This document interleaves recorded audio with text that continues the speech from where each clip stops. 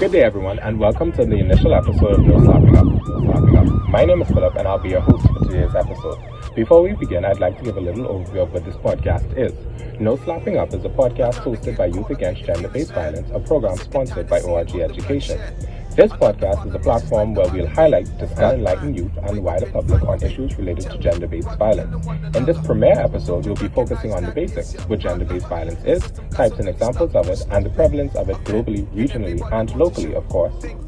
Before you pull the trigger, man, you know how many I was supposed to kill, but let it go like water running off a hill. We have a great opportunity for you. It's the No Slappin Up poster competition for you. The opportunity is open up to students in grades 4 to 12. You'll create a poster which helps to bring awareness to gender-based violence in our community. You can email your submissions to youthagainstbvbah@gmail.com. There are 3 prize areas.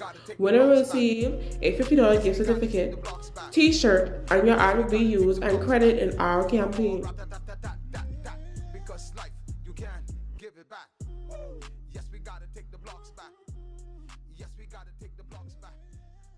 Because I know a lot of Bahamians are big on corporal punishment and actually hitting children. And so the natural vein of thinking is that, okay, if you do something wrong and someone hits you, it's a form of correction. And so when you get into a relationship and you have, in most cases, the man who's going to be the quote-unquote authority figure or the most powerful person in the relationship, and the partner who's usually a woman, if she does something that he perceives as being wrong or somehow disrespectful to the relationship and them hitting her, they're going to say that, oh, he's doing it out of love because he wants to correct the behavior.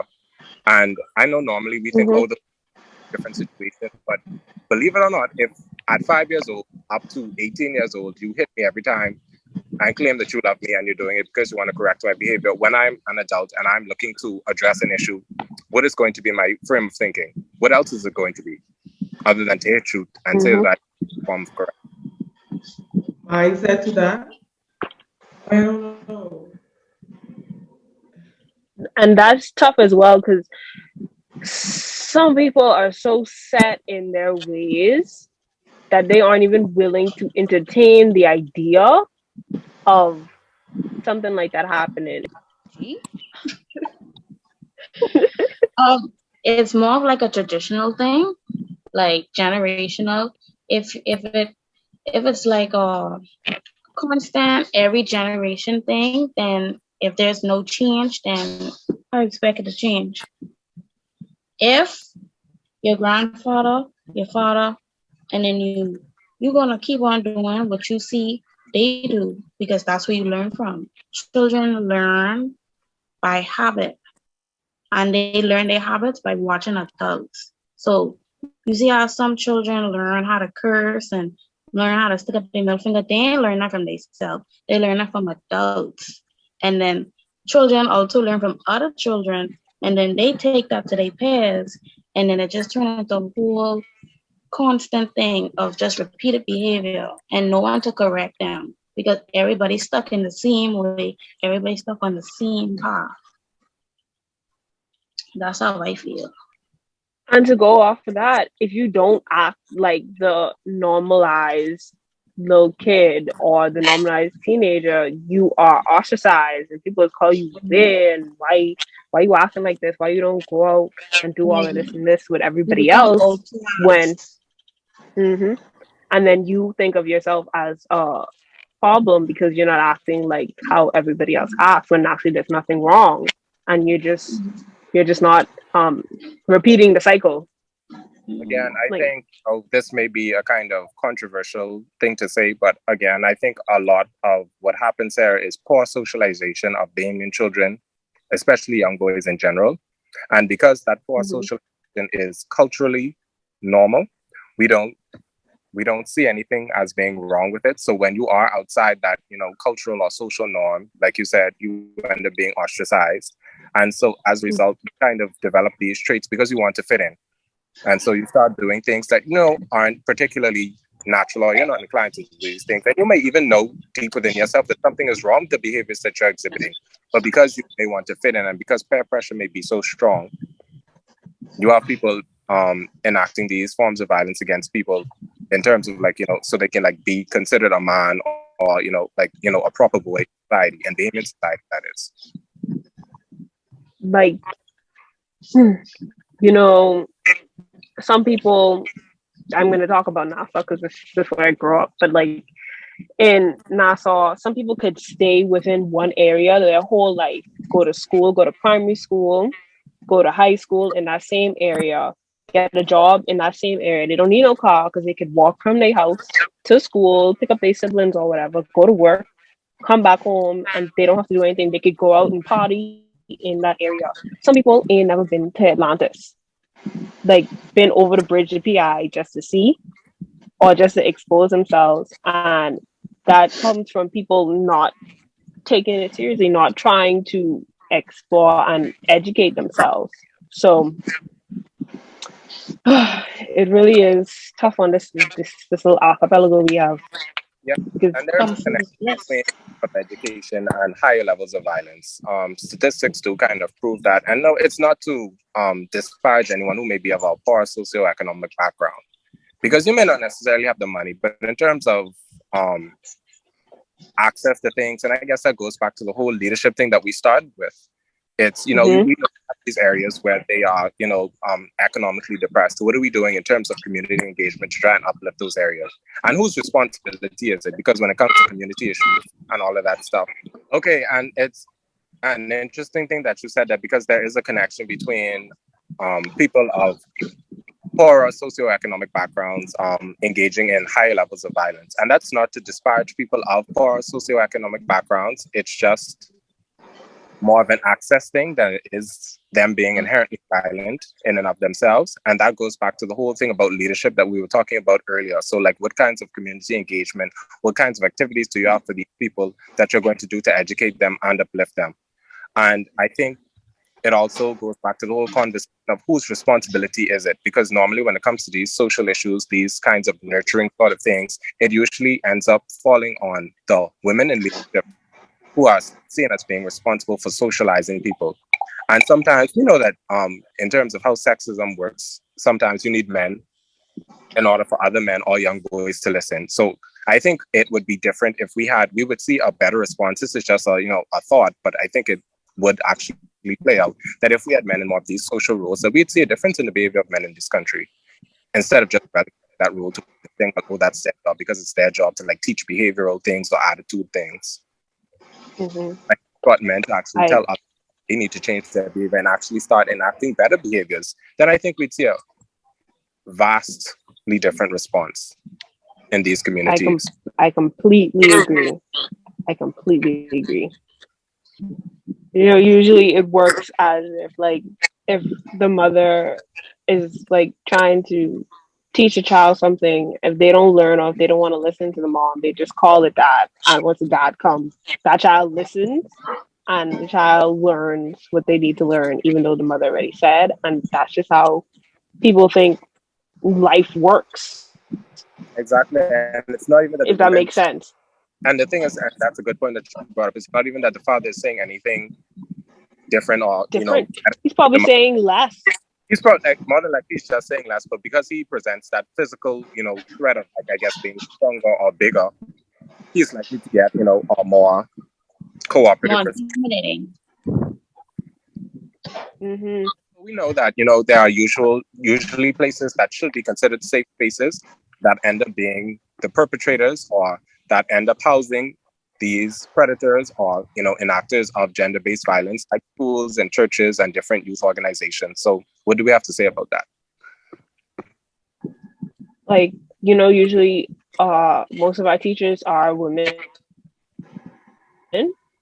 And if there's a male teacher and they don't teach something like PE or music, the teachers get looked at like sideways, or they aren't given the same level of, I don't want to say respect, but the same level as attention that they would give to a female teacher in that same position. Does that make sense? Like, and it works the other way around too, because if you have a woman PE teacher, if she doesn't like look masculine, children and even their coworkers just walk over them because it's a male dominated like Mhm. profession. It's always an So interesting experience when you have men in traditionally female dominated professions and women in traditionally male mhm. dominated professions. There's a Nurses as well. yes, so nursing, teaching, all of those stuff are like in the male dominated side where you may have women in terms of like, you know, STEM careers, engineering, stuff like that. Hmm. It's very likely that you are going to be disrespected or that your knowledge or know-how is not going to be seen as being as credible as everyone else's.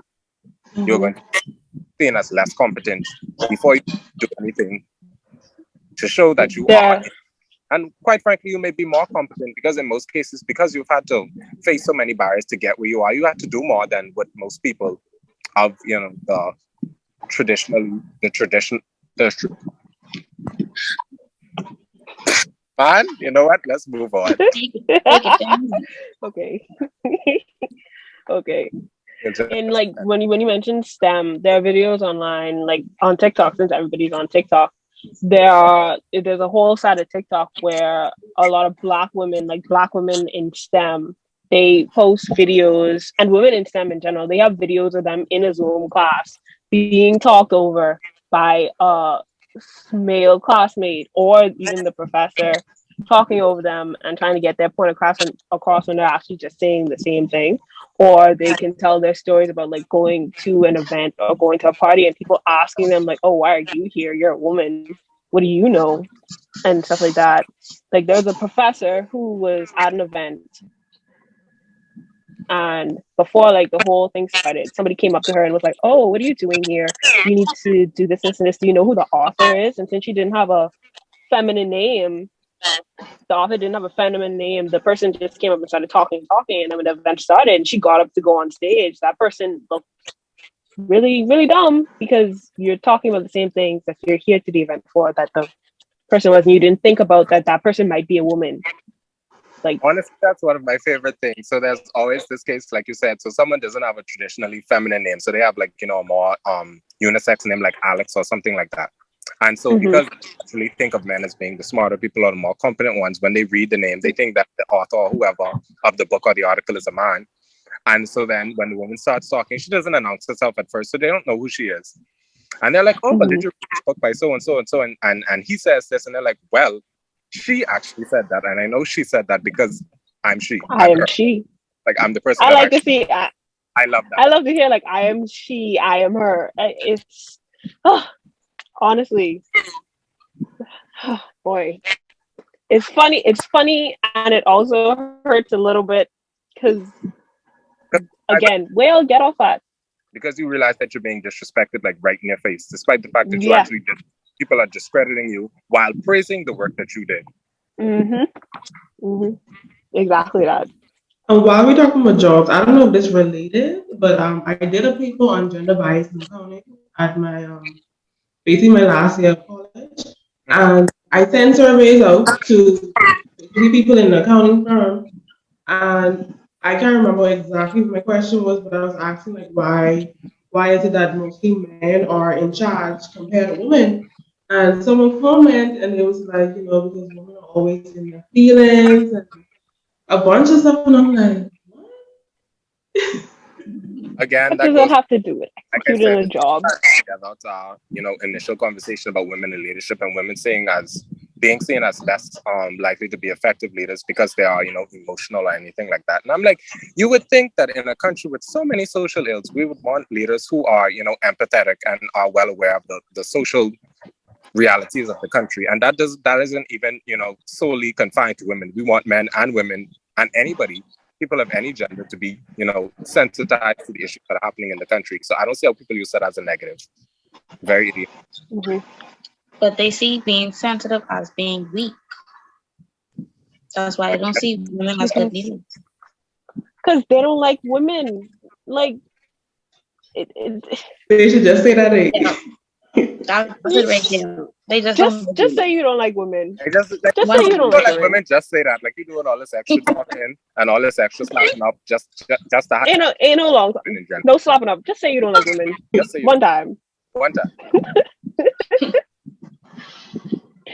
Oh boy. Yeah, but that's the truth, and I think that right there is the main cause of all of the gender issues and gender-related issues and gender-based violence that we see in this country. And we've brought up so many excellent points, and we've not even like gotten into half of what we have yet to discuss. All right, so I'd like to thank my colleagues for all of the information that they've provided today, and that still doesn't even cover the surface of what we have to do. We're also going to be getting into the red flags, and Rashadi is actually going to be explaining those in more detail for us. Okay, so I'm going to be highlighting some red flags. The first one we have here is a rigid belief in traditional gender roles. So somebody having the belief of, oh, only man's supposed to drive, or only a man's supposed to be working in construction, only man should drive a truck. It's weird, and it's a red flag. Someone who's manipulative, like they use a manipulative language, like, oh, they don't love you like I do. Whenever they turn their back on you, I'd be the one here to love you. It's weird, and it's a red flag. Someone controlling or trying to control you, saying stuff like, oh, you can't go nowhere unless you ask me, or you can't go this place, that place without me. It's weird, and it's a red flag. Ill-tempered or maybe like low emotional intelligence. Someone saying stuff like, oh, let me know when you go and sleep, let me know when you wake up. It ties into controlling, and it's weird, and it's a red flag.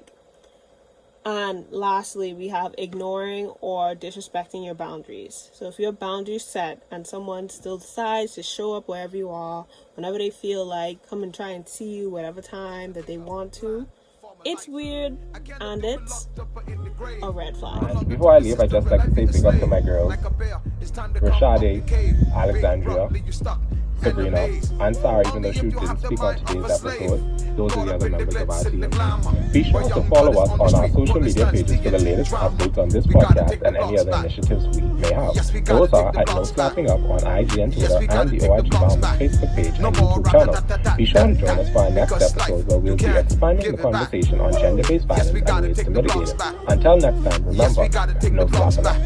No more rap that because life you can give it back. Why you want to exploit our women? I have two daughters, sister must guide them right. I don't want to be the fun thing for the night. Daughters, wake up, get your mind right. Or what a lie, they get that thing.